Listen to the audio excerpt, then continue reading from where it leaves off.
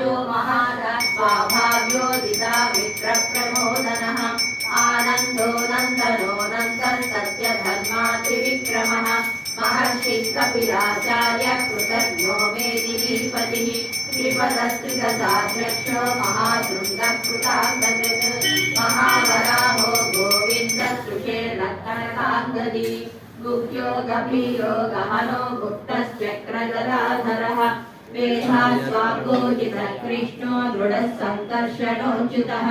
वर्णो वारुणो वृक्षः पुष्कराक्षो महामनाः भगवान् भगवानन्दी वनमाली हलायुधः आदित्यो ज्योतिरादित्यः सहिष्णुर्गतिसत्तमः सुधन्वा खण्डपरशुद्धारुणो द्रविणप्रदः दिवि सर्वदृग्व्यासो वाचस्पतिरयो निजः त्रिसामासामदः सामनिर्वाणं भेषजं भिषक् सन्न्यासकृच्छमशान्तो निष्ठा शान्तिपरायणम् शुभाङ्गस्याब्धिरस्रष्टा कुमुदः कुमलेशयः रोहितो गोपतिर्गोप्ता वृषभाक्षो वृषप्रियः